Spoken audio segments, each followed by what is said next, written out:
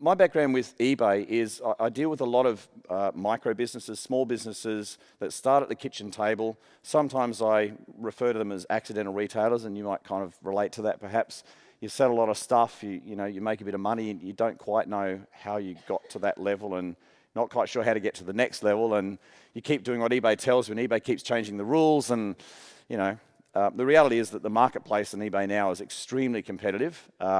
If you started in a niche and were lucky enough to do that, as I did when I started selling on eBay, made a bit of money, it's a bit harder now to do that. And so I started to think, well, really, we talk a lot in this conference about multi-channel and omni-channel and being where the customer is. eBay is just one channel. And that's great if you've built a business on eBay and it's doing well. Hopefully it is, and hopefully it will continue to do well. But the reality is, thoughts of doubling and tripling and quadrupling your business on eBay on a marketplace this competitive, probably not going to happen, certainly in my experience with the clients that I'm dealing with, certainly not very often. A little bit of background about our business, ZELLIS. It's got the nice bright colours, a bit like the eBay logo, so that's a bit of eBay DNA coming through there, I suppose. We basically deal with those three areas. So we do build websites. We do a lot of data work that sits behind e-commerce. So we sort of see the unseen side of e-commerce, the hard work side that a lot of people don't see. But just the same as the foundations of a house, if you don't do them properly, you actually can't have a business. You can't have a house without the foundation. So it's a really core, important part. And we also obviously deal with marketplaces as well. So I'm going to start with the question, why are you on eBay? All right. I would say that you're on eBay not just because you're a nice person and want to give nice products to other people, because at the end of the day, you've got to pay your bills. You want to put your kids through school. You want to put petrol in the car. You want to go to the shop and eat. The reality is we're on eBay because we need to make money. All right? How many people in here are actually relying on eBay as their sole source of income? Okay, couple. How many in here would have a website as well already? Great, you're all in the right room. And I presume the rest of you then have like another job, perhaps you're doing eBay part-time. Is that most of you? Yep, a few, good. So we're all at different stages, so that's great. So we're all on eBay at the end of the day to actually earn a living and to maybe supplement our income with a job that we might already have, but we're always looking for that next challenge, that next opportunity. So let's sort of get real here. There's a few things you can do on eBay, and there's a few things you can't do on eBay as a marketplace.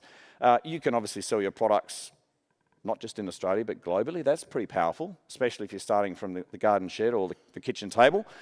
You can actually reach a global audience, which would be very expensive to do if you're going to try and do it through a website yourself. It's a very, and let alone in a physical shop or warehouse. You can offer customers discounts. eBay's got functionality built in for that, so you don't have to really think about it too hard. You can actually pay eBay a little bit more and they'll boost you in search results if you're happy to use promoted listings.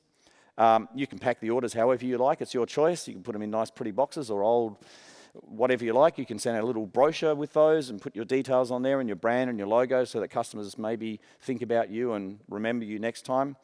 And you can even put videos in your listings as well if your products are complicated to use or, assembly instructions or whatever. There's a few things you can't do on eBay though. So first is eBay obviously doesn't allow you to share your contact details with buyers on the site. You can't really fully customize your store to look like a website so that it's, front entrance is exactly how you want it. You're kind of stuck with eBay's way of doing it. And it's the same on Amazon, same on any marketplace. You can't offer extras at checkout, right? You go to the fish shop and you order some fish, and of course they say, would you like fries with that, or McDonald's, wherever it is. You can't add those little extras, which is a nice customer experience on eBay. That eBay just doesn't have that functionality. You can't offer different payment methods other than what eBay allows. So you can't offer that buy now, pay later, which we already know gets around a 30% uplift on average across a lot of people that implement it on their websites. You also can't send marketing emails to those customers that have bought from you because they're not your customers, they're eBay's customers, and there's rules against that. And you also can't keep competitors out. Obviously, it's a marketplace. So, I'm stating the obvious. I can see that, and you can see that as well. But the first rule of retail is be where the customer is.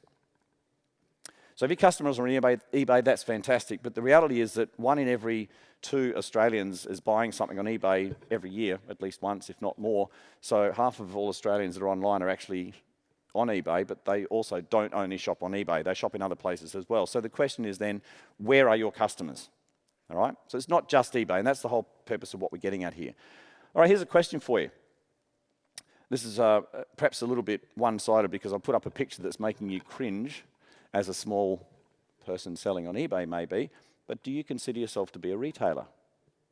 How many people here would actually say, yes, I'm a retailer? Okay, about half maybe. And the others of you that maybe you don't consider yourself as a retailer, maybe you're just doing this as a part-time gig. The reality is a retailer is somebody that's taking products from somewhere, whether it's a supplier, whether they made it themselves, and selling it to an end user. That's what a retailer is. So actually you are all retailers. I know it's a bit intimidating looking at something like Myer and going, well, I'm not like Myer, I'm not big.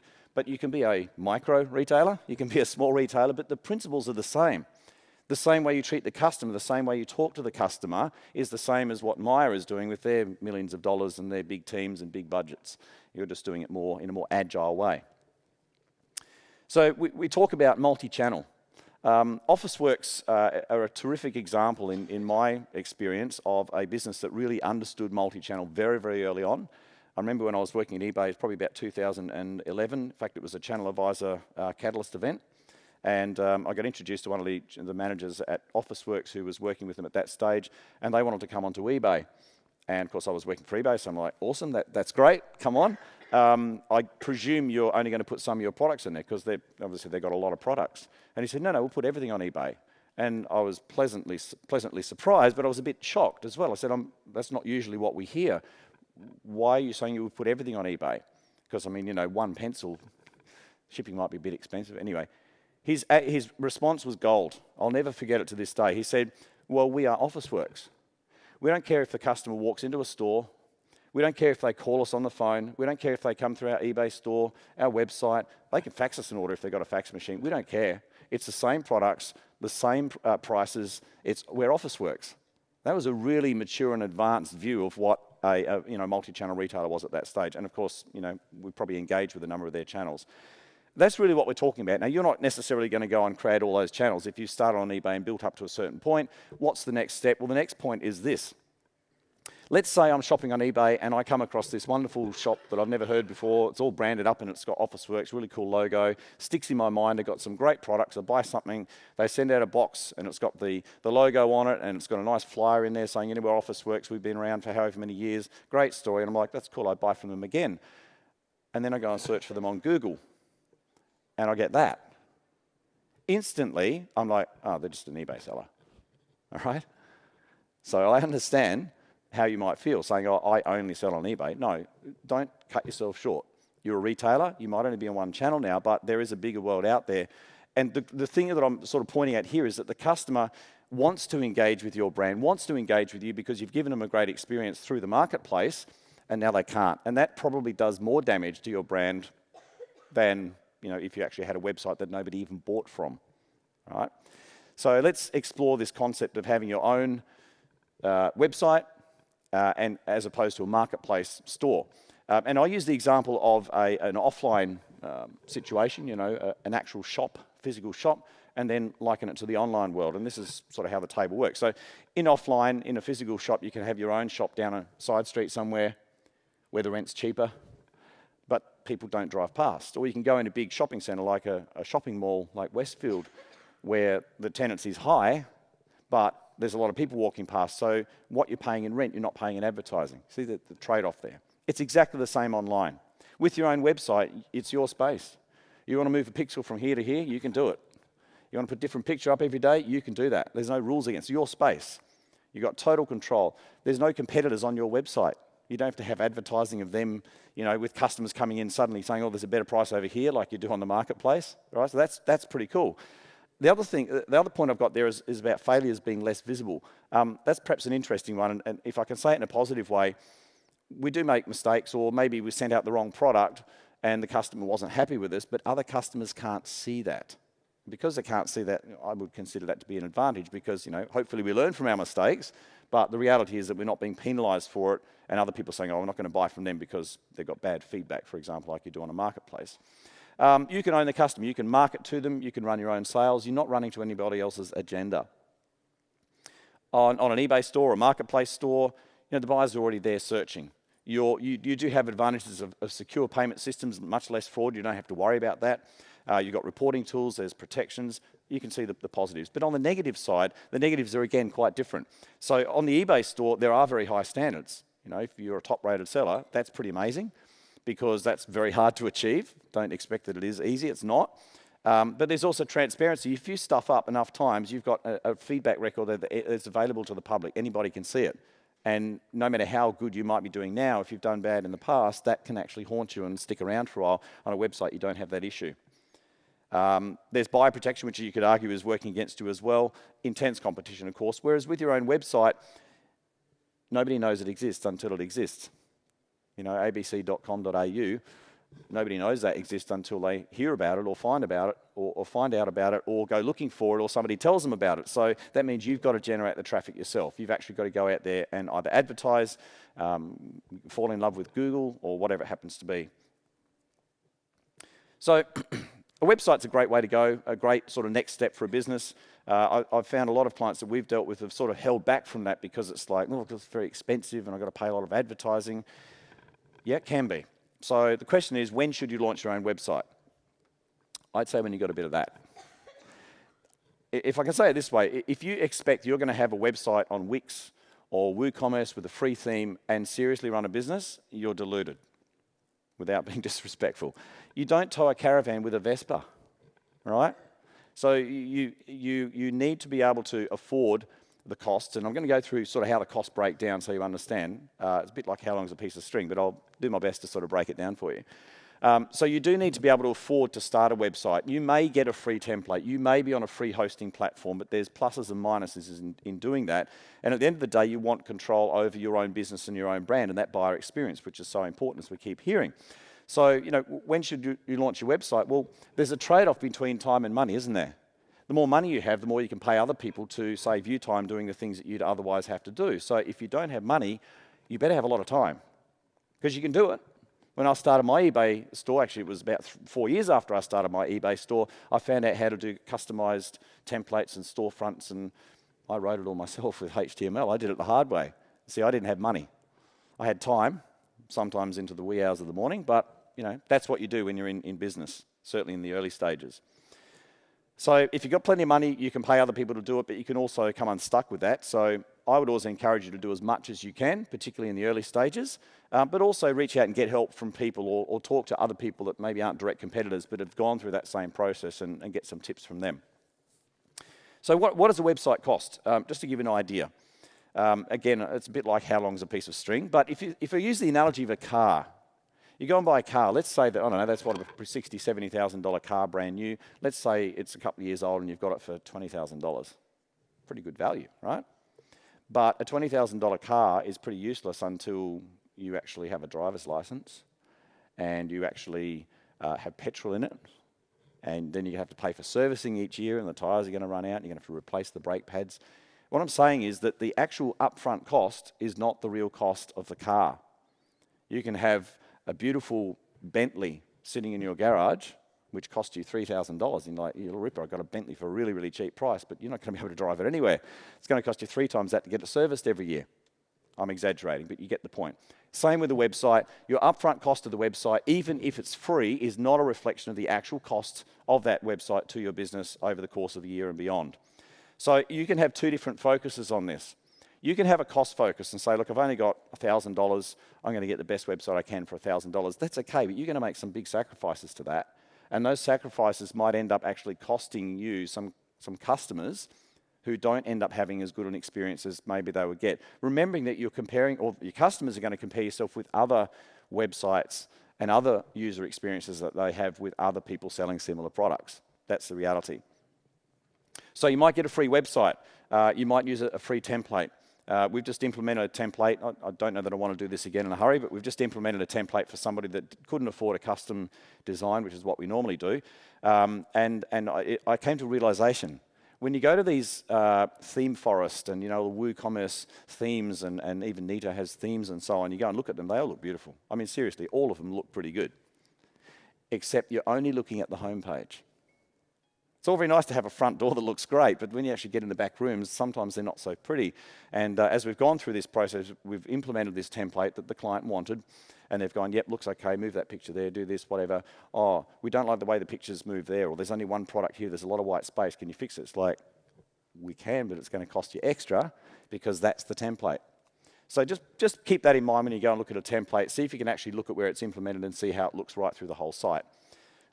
You're probably going to have to do your fulfillment manually. What I'm getting at here is that there are more things to think about than just the website. It's not just, you know, products on a page and pretty pictures and banners and whatever. You've actually then got to get the products out to customers. Like there's a whole ecosystem, a whole process that you've got to go through, which the website is just one part of. So does that fit into the systems that you're using for that, for example? I've got the traffic hope and pray under that one.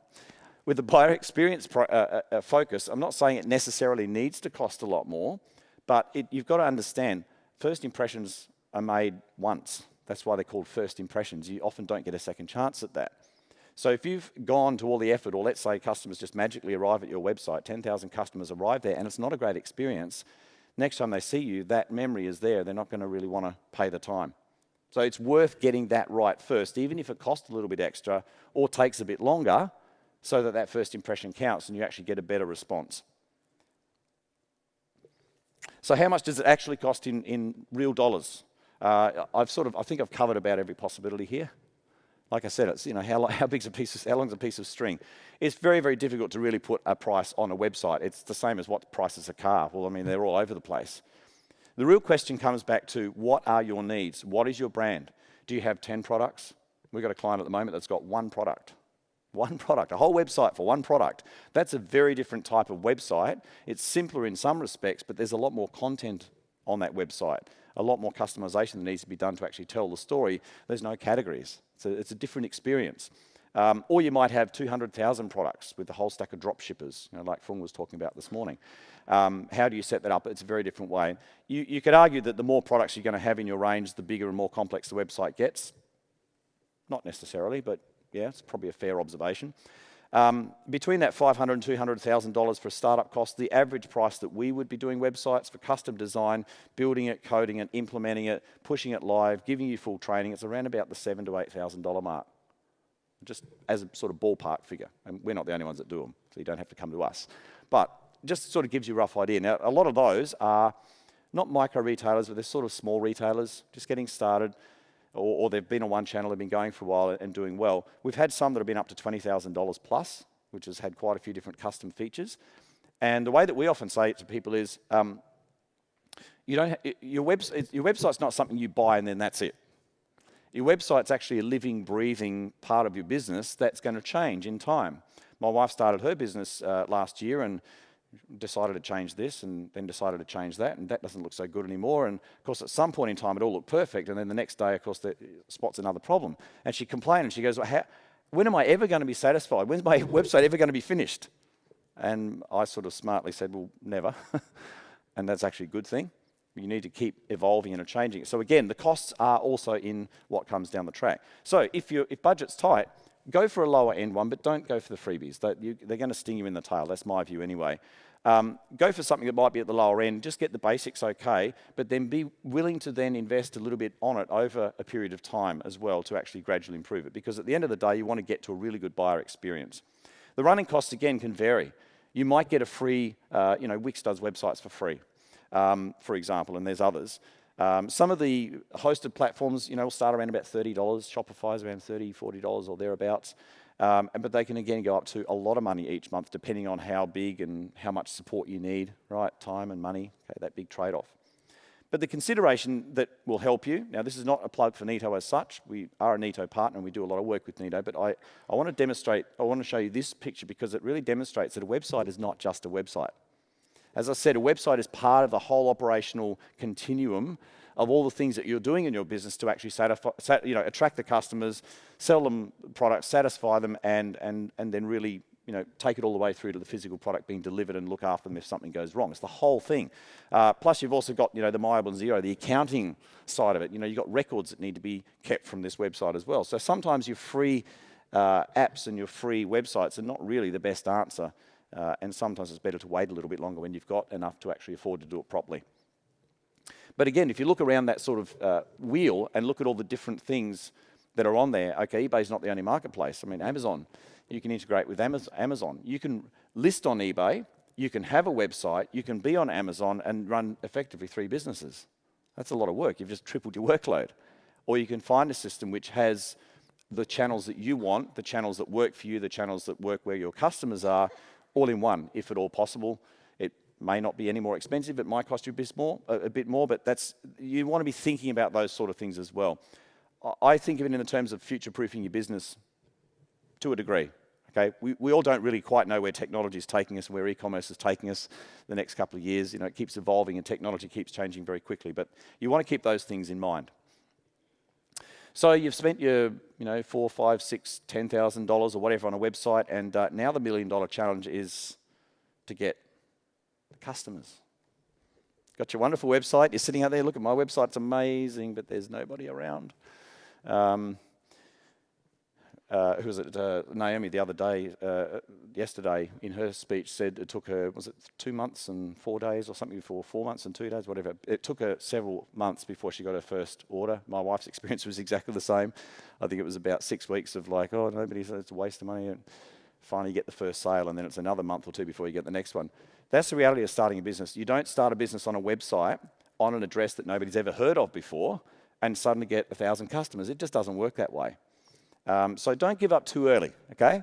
But the point is here, you can't just build the website and think it's all done. It's not. As I said, there are other things. You now need to tell people that it exists. You've chosen to go down the side street, take total control of your own shop front, as it were, without the shopping centre traffic coming past. Well, now you've got to tell people where it is.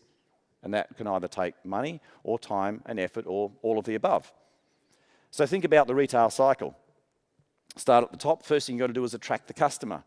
How are you going to attract the customer? Where's the customer come from? Do you put a big billboard up outside your house and say, check out my website? Well, we know that's not going to work. We need to be where customers are actually looking and lurking, and in social channels and Google and marketplaces and so on. Once we've attracted them and we've got that click and they've come in, we've got to be able to engage them. They've got to feel like they're in the right place. I'm looking for certain products and this website sort of suits that, or actually it looks completely weird. We then need to convert them. So we've got to be able to offer the good value. I'm not telling you anything you're not hearing from anybody else at the conference, but this is sort of the process. Once you've converted them and you've got the money in the bank, as somebody said this morning, the transaction is not over at that point, not by a long shot. It's not over until the customer's satisfied. That means they've got their product, nothing's wrong with it, they're using it, they've forgotten about how much it cost, right? We all know when we get a product that's really good, we forget how much it costs and it lasts for years. That's great. Once you've got a customer at that stage, you can then reactivate them, which you can't do in a marketplace, but you can on your website because they're your customer. You've got their email address. If they've opted in, you can market to them. And so that, again, allows you to then make that customer more valuable to you by speaking to them and building a relationship with them over a period of time. So where do the customers come from? Well, there's really 2 ways. One is organic, meaning that they just find you somehow, or a paid method, meaning that you're actually advertising. Whether it's advertising online, there's some examples. Google's obviously probably the biggest channel for most people, whether that's Google Shopping or Google Ads, or whether it's just really good search optimization to make sure you're coming up in good organic search results. Facebook, whether again it's advertising or whether it's just literally social posts and engagement. Instagram, again, another great channel that can bring people in and show you products. And then that's the first contact. Then, of course, you've then got to reactivate them, and the channel's a bit different. You may still engage with your customers through social channels, especially if they've liked you and followed you, but you might actually email them. You might be writing blogs and sending them out tips on how to do things. You might offer them special discounts as thank yous and loyalty bonuses, and the list goes on. There's lots of different things that you can do. So here's a checklist. There's too much on this page for me to go through everything, but if you take a photo of it, it's a good list to refer to. It's by no means exhaustive, but I've tried to break it up into the sort of different areas that you've got to think about with a website. So you can start to get an idea now. There's a little bit more to this than just, I want a website. There's actually a lot more to it. So the user experience is really important. This is a big focus of the work that we do.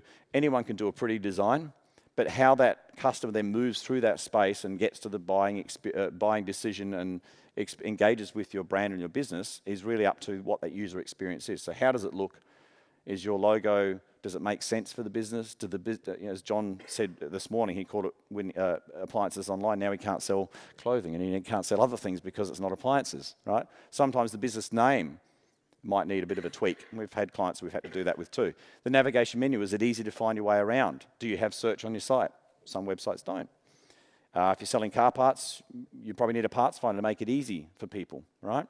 So there's a lot of things that you want to think about that user experience. You know, there's pop-ups that come up. Some of them you get on the site, boom, there's a pop-up straight away. That's the most irritating thing on earth.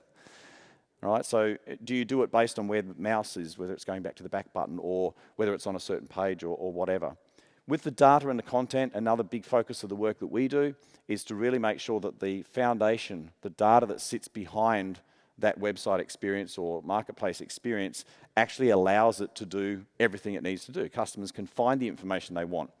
Sometimes you go onto a site for, a $500 item and there's 2 lines of description and no specifications. Even if you know what that product is, you know as a buyer, you're probably not going to buy it there. You'll pay $10 more to buy it from somebody else that's actually giving you a nice full description, right? So these things make a difference. Back-end functions really comes back to, okay, the website's just the funnel entry point at which the customer gets to the point of transacting and giving you money. What happens then? What about your accounting? How does that record get recorded to go back to your accountant or back to the tax office every quarter for your BAS? How are you tracking that information? Are you tracking things in the back end like Google Analytics, which allows you to then see how many people are actually visiting, which pages are they looking at, where do they come in, where do they go out? Like you can see, this piece of string is getting longer and longer. And again, time or money, whichever you got. Then there's the marketing side, which of course is, okay, the customers come in, they've bought from you, and then of course, you want to re-engage with them. And there's a lot of different ways that you can do that as well. So I hope that sort of checklist is a helpful way to get started. So I think we've got a little bit of time left. We do have about 2 minutes, so any questions, anybody?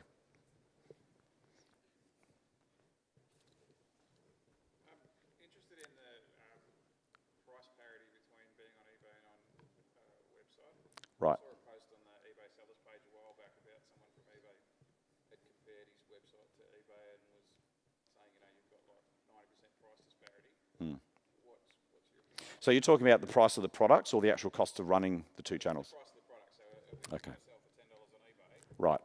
But it cost me X amount, it cost me less to sell on a website. Right. I sell it for $9 or should I keep it? Very good question. So the question is, should I have the same price for the products to the customers on both eBay and a website? Look, I'm going to sort of put 2 hats on here. So I'll put on my old eBay hat and say eBay's view always was you'd do it at the same price. Amazon actually basically has that as a requirement of their user agreement in the US. You're not allowed to be any more expensive on your website than Amazon. You can be cheaper if you want because it helps them. And eBay would like to do the same in Australia, but Australian law doesn't permit them to do that. They were actually doing contracts a while back where they were actually encouraging incentives to do that, which was allowing them. But perhaps the question is this. It's not about eBay or your website, which costs more or which costs less. In fact, if I can say it this way, your website doesn't really cost less. On eBay, you're conscious of the fact that you've got to pay fees, right? But on your website, you don't pay fees, or you pay for transaction fees, but you're not paying finder's fees. So if you look at the cost of advertising for your website and add that up, and then look at the cost of your eBay fees, depending on the scale, they're probably not that much different. I'd go back to the Officeworks example and say, you are your brand. Your brand should be the same across each channel. I would be trying to get price parity across both channels if possible. Yeah. I think we're pretty much out of time, and I'm sure you've got another session to go to. So thank you very much. I hope that helps.